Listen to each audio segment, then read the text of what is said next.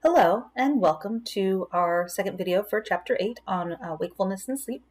Today we're going to cover the mechanisms of the biological clock and talk a little bit about different brain regions involved as well as the hormones involved in this mechanism. Okay, so today when we're talking about these mechanisms of the circadian rhythms, we're going to talk about a brain region in the hypothalamus known as the suprachiasmatic nucleus, and we'll talk about where that name comes from in a few minutes. And then we're also going to talk about a hormone, melatonin, that is also involved in regulating the circadian rhythms.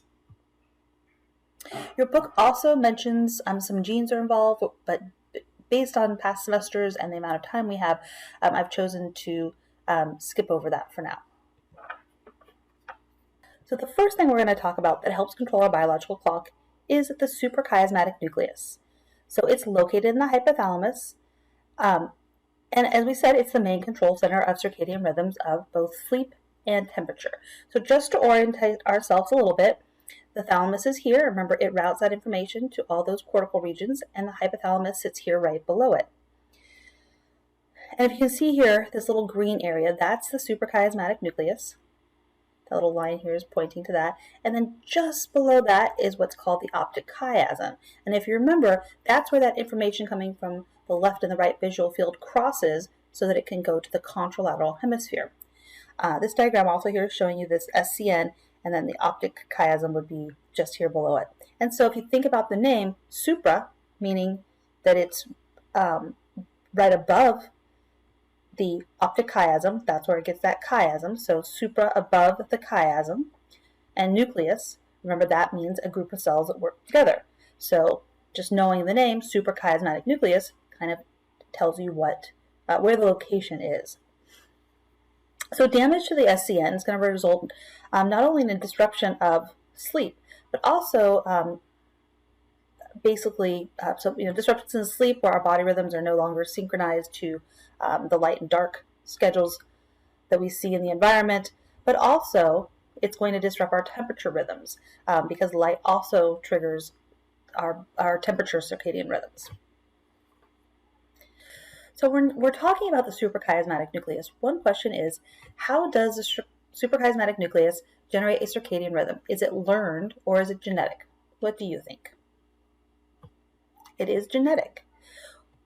And it's something that's innate. It's something that we're born with. It's something that's there from the start. But if that's the case, then why don't babies sleep through the night right away? What do you think? Maybe some answers might be, well, they lived in a dark environment for 9 months. True. And what resets the suprachiasmatic nucleus, or the biological clock, I should say, is light, right? So they haven't gotten used to that yet. Maybe it's an autogenetic explanation, right? We have it hardwired in, but in order for it to work effectively, we have to have that environmental exposure, which means that light exposure, and they just get that when they're newborns. Well, it eventually takes about 2 to 4 months for those circadian rhythms to start to develop in infants. And again, perhaps because it does take time for that light to set that biological clock, even though it's innate. Good routines and patterns help, and of course we all know that not all babies are going to have that right cycle in those first 2 to 4 months. Some babies take longer, some babies are a little bit faster. All right, so the next question is, what resets the suprachiasmatic nucleus? Let's think about that. You think would it be the same thing that resets our biological clock? Is that what helps the suprachiasmatic nucleus control our circadian rhythms? And what would that be? What did we think back to the previous video where we talked about what was that Zeitgeber in land animals? Yes, it was light. So the question becomes, though, is how does light affect the SCN if it's inside the brain? And we've talked about how light waves hit the back of our retina. And we really didn't talk about the rods and cones in this class, but maybe you learned about them in another class. And then that information from the left visual field is going to come here. It's going to cross the optic chiasm and go back to the right visual cortex. Information from the right visual field is going to hit the back of the retina, travel along here, cross at the optic chiasm, and go back. So if the SCN sits right above here, It's deep inside the brain. We have information from the eye traveling along the optic nerve. How could some of that information get to the suprachiasmatic nucleus? Maybe a separate pathway. And yes, there is that. So that's what you see here. There are special cells in the back of the retina that go directly to the suprachiasmatic nucleus, and that information doesn't continue back on to the visual cortex. And it's called the retinohypothalamic pathway. And so this is a pathway that has a small branch of the optic nerve that travels directly from, again, the retina to the SCN. And there are also there's special kind of cells. They're not your rods and they're not your cones.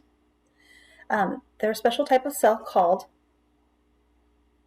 melanopsin-containing ganglion cells.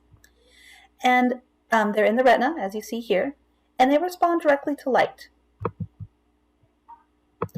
So that's why, if maybe you've ever heard, it's kind of counterintuitive, that blind people can actually have light-sensitive migraines. Has anyone ever had a migraine before?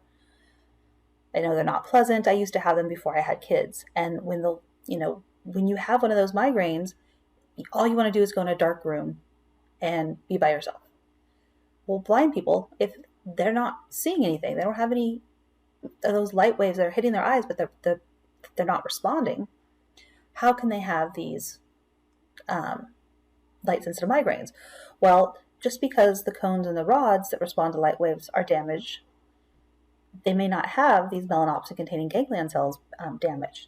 And so blind people can have these light-sensitive migraines, but still not be able to see. So now we're going to talk about another mechanism of the biological clock, the hormone melatonin. And first we're going to talk about how the SCN actually regulates waking and sleeping through the regulation of melatonin. So the SCN is going to control the activity of the pineal gland. And the pineal gland is posterior to the thalamus. It's an endocrine gland that's posterior to the thalamus. And so you see it in the posterior end. Here's the thalamus. Here's that hypothalamus. The SCN was here in the anterior portion. And so that light information is going to come and signal the SCN. The SCN then is going to signal the pineal gland to release melatonin. Melatonin is a hormone that increases sleepiness. And that's going to occur about 2 to 3 hours before bedtime.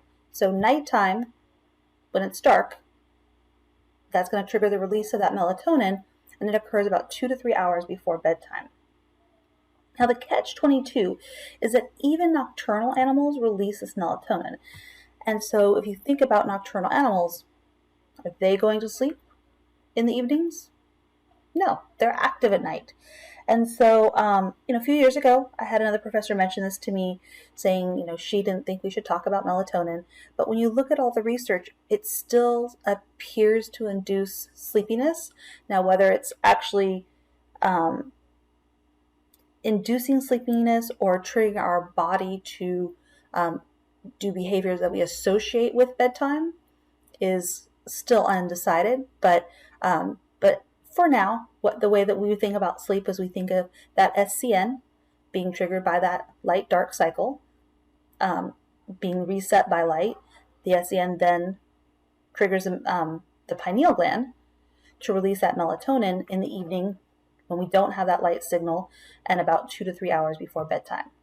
So here's just another diagram. I'm not sure if this was from your book or not, but showing you again, here's that pineal gland in the back, and then showing you that hormone melatonin is going to go into the bloodstream. And then it can travel great distances to have its effect once it's in that bloodstream. Remember, that was one of the differences between hormones and neurotransmitters.